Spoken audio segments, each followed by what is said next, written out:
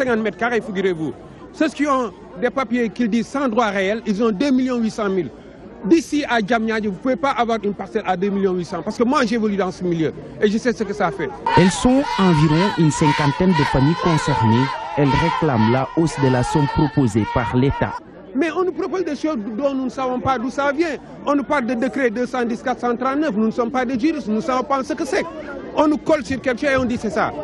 Avant qu'on réagisse, les bulldozers vont être ici. Mais c'est une mort, c'est notre mortiauté.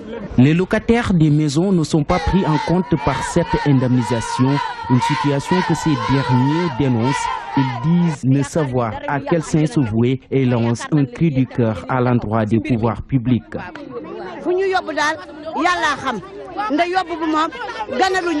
Les travaux de construction de la liaison ferroviaire Train Express Régional vont bientôt démarrer, mais ces sentiers risquent de connaître des blocages au niveau de Keur Mbaye Fall et pour cause, les populations ne comptent pas déguerpir. 47% des femmes du sud du pays sont mutilées et 31% autres sont du nord. Il existe des disparités, mais la tendance est à la baisse. Depuis 1999, une loi interdisant l'excision et les mutilations génitales a été adoptée au Sénégal. Malgré cette disposition, son application est confrontée aux réalités sociales. Selon les différents acteurs, un changement de mentalité, de comportement est plus que jamais nécessaire. Les détails avec Fatou Bintou Diaye. 3 millions de femmes mutilées chaque année en Afrique. Au Sénégal, il existe des disparités pour la pratique de l'excision avec 47% au sud et 31% au nord et des mesures sont envisagées pour réduire cette pratique. Le département est en train d'impliquer l'ensemble des leaders au niveau de la communauté parce que pour changer une pratique, les lois sont fondamentales, mais également il faudrait que ces lois soient appropriées par les communautés et que les communautés elles-mêmes s'engagent à mettre fin à cette pratique. Donc le travail auprès des communautés va s'intensifier. Certes, il existe une loi pour lutter contre l'excision, mais elle est confrontée aux réalités sociales et un changement de mentalité et de comportement est plus que nécessaire. La difficulté avec la loi, c'est que l'excision est une décision de la communauté. Et c'est qui dans la communauté? C'est la tante maternelle, c'est la tante paternelle badiane, c'est la grand-mère, c'est la maman. Donc il faut que nous changions cette norme sociale et qu'on arrive à dire une fille qui n'a pas été excisée a de la valeur. Moi, en tant que femme, je ne vais pas rejeter ma fille, ma belle-fille, ma nièce, parce qu'elle n'a pas été excisée. Pour la représentante de l'UNICEF, des progrès restent à faire dans ce domaine. L'organisme compte ainsi accompagner le Sénégal pour un changement de mentalité. Le travail consiste à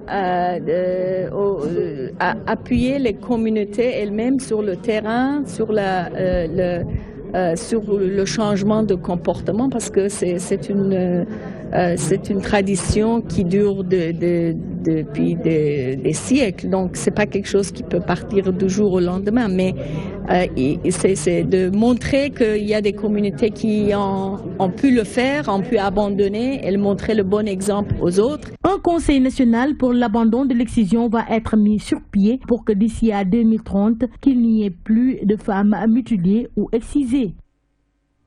Allons à Latmingué, c'est à Kaolack. La journée de vaccination du bétail a été lancée ce dimanche dans la commune. C'est dans le département de Kaolack, comme je l'ai dit. Plus de 2000 têtes ont été vaccinées grâce à une subvention de l'État en appui du maire de la localité. Dr Makumba Diouf promet de pérenniser ces journées. Les éleveurs de la localité ont salué cette initiative de l'édile de la commune. Kodinja était sur place. Les éleveurs de la commune de Latmingué ont massivement conduit leur bétail pour une journée de vaccination, occasion pour eux de protéger leurs animaux contre certaines pathologies. L'objectif de cette journée également, c'est de vacciner au minimum 80% du cheptel. Donc cette vaccination, pour la vaccination de masse, ça concerne 5 maladies qui sont la dermatose nodulaire contagieuse des bovines, la peste des petits ruminants, la péripneumonie contagieuse bovine, la maladie de Newcastle et la peste équine. Conscient de l'importance de l'agriculture dans le PSE, le docteur Makumba Diouf a apporté son soutien à cette journée. Certaines épizooties, certaines maladies animales, le traitement curatif réussit très peu. Donc il vaut mieux alors prévenir. On a vu l'année dernière, vous l'avez appris, à Anen, ici dans notre commune, à Kër Ali Bassine, pour le botulisme équin, on a vu un bétail, je ne dirais pas complètement décimé, mais en tout cas suffisamment affecté. Avec les services techniques de l'élevage, on a estimé ça à une perte de 7 millions de francs CFA à Anen. C'est important. Et aujourd'hui, on a appuyé les éleveurs dans la vaccination. Cet éleveur salue une telle initiative.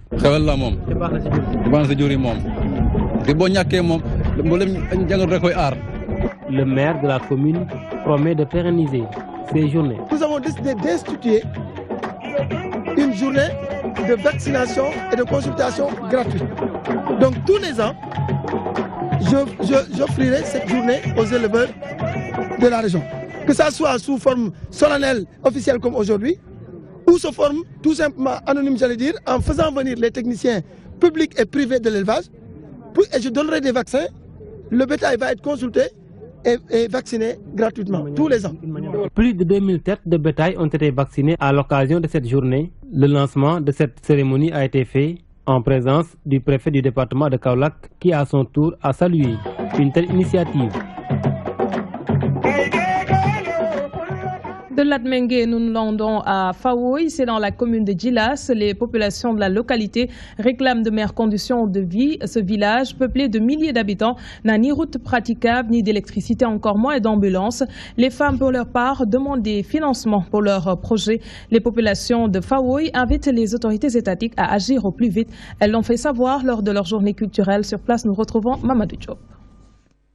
Peuplé de plus de 1400 personnes et en majorité d'agriculteurs, d'éleveurs et de pêcheurs, Fawoy, village de la commune de Djilas, est une contrée confrontée à d'énormes difficultés. L'enclavement du village constitue la principale doléance des populations. Oui, il y a des difficultés surtout sur l'accès, parce que l'accès est difficile. Vous avez vu, en venant, la route n'est pas goudronnée.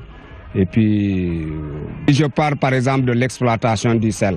Bon, là, il y a des conséquences sur ça. Ensuite aussi sur les produits halieutiques aussi, il y a également une conséquence sur ça. En plus de cela, le village n'est pas branché au réseau électrique. Avec le mauvais état de la route et l'absence d'ambulance, les évacuations des malades vers la structure sanitaire de référence constituent un casse-tête pour les autorités sanitaires.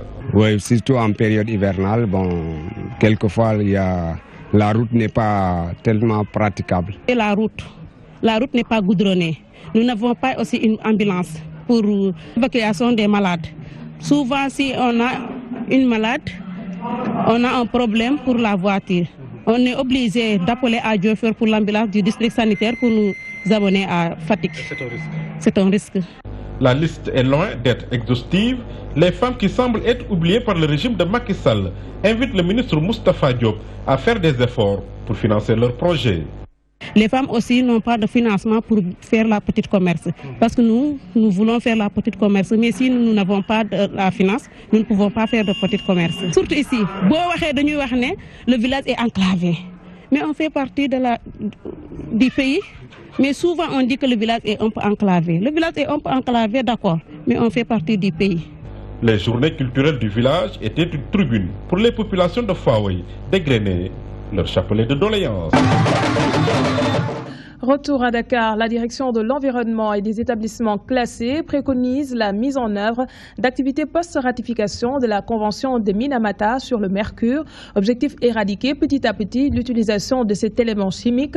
Marilyn Diarra a présidé ce matin un atelier d'examen des rapports de l'inventaire national et de validation du programme national sur le mercure. Pour plus de détails, suivant les explications de la directrice de l'environnement et des établissements classés au micro de Lustina Sagna. Kédougou, où il y a énormément de sites d'orpaillage et Tambacounda également. Et nous sommes en train de faire des efforts donc dans ce sens pour petit à petit ne plus utiliser de mercure. C'est un métal lourd déjà et qui reste dans l'organisme, qui s'accumule dans l'organisme, qui ne peut pas être digéré par l'organisme. Et donc quand il arrive à un certain taux, il entraîne des troubles nerveux, il entraîne des cancers, il entraîne différentes implications sur la santé des personnes dans le domaine médical. On utilisait avant le thermomètre à mercure, par exemple. Maintenant, petit à petit, on a remplacé les thermomètres à mercure par des thermomètres digitaux, ce qui fait qu'il n'y a plus d'utilisation de mercure. Dans d'autres domaines comme le domaine dentaire, puisqu'on utilise le mercure aussi dans les amalgames dentaires, etc. Dans bien d'autres domaines également. L'objectif surtout de cet atelier, c'est de petit à petit, et toutes les activités qu'on mène dans le cadre de la Convention de Minamata, c'est pour éradiquer petit à petit l'utilisation de ce mercure. Le chapitre politique APRODEL vient de nouer une alliance avec l'APR. Objectif, faire en sorte que le président Macky Sall obtienne une majorité à l'Assemblée nationale. Au soir du 30 juillet prochain, pour le conseil spécial du président de la République, le leader de l'APRODEL est incontournable dans la bataille du Saloum. Aminata Touré invite la population à aller s'inscrire massivement sur les listes électorales, suivant respectivement le président de l'APRODEL, Moussa Fall, et Aminata Touré au micro de Pape Ousmane Sissé. À vous accompagner dans tous vos projets politiques. Dans tous les projets politiques, ils nous ont fait à sillonner le département de Kaolack et la commune de Kaolack ensemble pour qu'on puisse avoir une victoire éclatante en 2019. Madame le Premier ministre, rassurez-vous. Moi, je demande à Diaw, je demande à Skenaw, je demande à Skenaw, je demande à Skenaw, je demande à Skenaw. Il a un Nous sommes dans une phase très active pour l'inscription sur les listes électorales et nous avons encouragé tous les citoyens, puisque c'est un devoir citoyen, que d'aller s'inscrire pour avoir sa carte d'identité nationale, mais également pour pouvoir aller voter pour les élections du 30 juillet. Nous avons confiance que dans la ville de Kaolack, dans le département, mais au-delà, dans la région, la majorité présidentielle obtiendra un soutien populaire important. La ville de Saint-Louis a été, le temps d'un week-end, un véritable carrefour politique avec la tournée de Khalifa Sall. Le maire de Dakar a enchaîné des visites de proximité et entretien auprès de dignitaires de l'opposition. Au même moment, la députée Fatou Thiam a profité de l'agression des pêcheurs de Guet-Ndar pour se faire une santé politique. Parallèlement, le ministre de l'Enseignement supérieur, Mary Teuw Niane, mobilise à travers une séance de dédicace de son livre, une chronique signée Gambi Diagne. La ville de Saint-Louis vit en ce moment une véritable ère de campagne électorale. Depuis vendredi dernier, le maire de Dakar y est pour prendre contact avec ses souteneurs. Il a démarré avec une prière chez le khalife général de Pal. En effet, le département de Saint-Louis est fortement investi par ses lieutenants du mouvement And Dolel Khalifa Sall ADK, dirigé par Ibrahima Dieye sous la conduite opérationnelle de Mody Diop. Khalifa Sall continue depuis hier à établir le contact entre les différentes unités de sa sensibilité pour que demain, fin de sa visite, une ébauche d'unité soit mise en place. Le but du jeu étant diriger un seul mouvement qui parlerait au nom du futur candidat présidentiel. En effet, ici à Saint-Louis, chacun cherche à se positionner pour diriger ce mouvement. Et les têtes les plus en vue sont Ibrahima Dieye et Abba Mbaye. Au même moment, la députée Fatou Thiam essaie de se saisir de l'affaire de l'agression des pêcheurs par les gardes-côtes mauritaniens pour mobiliser dans la langue de barbarie à travers des rencontres sur le terrain. Le professeur Mary Teuw Niane de l'APR, lui aussi, donne le ton via une cérémonie de dédicace de son livre Le ciel et les mots, un fort moment de mobilisation. La dernière page de ce journal, les rideaux sont tombés sur la Coupe d'Afrique des Nations ce dimanche à Libreville. Le Cameroun a décroché le titre continental en battant l'Égypte 2-1 en finale. Les Lions indomptables décrochent ainsi leur 5e trophée. Aucun sélectionneur africain n'a atteint la barre de la finale. Avec cette victoire, le Belge Hugo Bross maintient le mythe des sorciers blancs. Il a ainsi déjoué tous les pronostics. Djiby Sardioni revient ici sur les flops, découvertes et grands moments de cette compétition. 66 buts inscrits et un seul vainqueur. La 31e édition de la CAN 2017 s'est achevée dimanche avec la victoire du Cameroun sur l'Égypte 2-1. Un succès qui permet aux Lions indomptables de décrocher leur 5e sacre continental. Les Lions indomptables avaient d'abord sorti le Sénégal à la surprise générale en quart de finale avant d'éjecter le Ghana. L'Égypte a été la dernière proie des Camerounais insatiables après le premier tour. Et pourtant, personne ne voyait ces deux sélections arriver à ce stade de la compétition pour avoir manqué l'édition précédente. L'élimination du pays hôte, le Gabon, de la Côte d'Ivoire, tenant du titre de l'Algérie en match de poule, du Sénégal, de la Tunisie et de la République démocratique du Congo sont, entre autres, les surprises de cette CAN. Le milieu offensif camerounais de 21 ans, Christian Bassogok, a été la révélation pour avoir remporté le titre de MVP de la compétition. Le joueur d'Alborg s'est notamment montré décisif en demi-finale en inscrivant le but du break face au Ghana. Peut-être c'est ce qui lui a valu le titre de meilleur joueur de cette CAN. Malgré l'élimination prématurée de son équipe face au Ghana, l'attaquant vedette de la République démocratique du Congo Junior Kabananga s'est aussi montré décisif. Il devient ainsi le meilleur buteur de la CAN avec 3 buts à son compteur, derrière les 3 meilleurs joueurs africains 2016, l'Algérien Riyad Mahrez, le Sénégalais Sadio Mané et le Gabonais Pierre-Emerick Aubameyang qui ont tous inscrit 2 buts. La finale de la CAN 2017 s'est jouée entre deux coachs blancs, Hugo Bross du Cameroun et Hector Cooper, qui a perdu la 6e finale de sa carrière en tant que coach. 3 finales de Coupe d'Europe, une finale de Coupe du Roi et une de Coupe de Grèce. Au classement final, le Burkina Faso complète le podium devant le Ghana et le Sénégal qui occupent respectivement la 4e et 5e place africaine. Et c'est tout pour ce soir. Merci de nous avoir suivis. Merci également à l'équipe technique. À 20h30, vous pourrez suivre le journal avec BBC Afrique. Passez d'excellents moments en compagnie de nos programmes.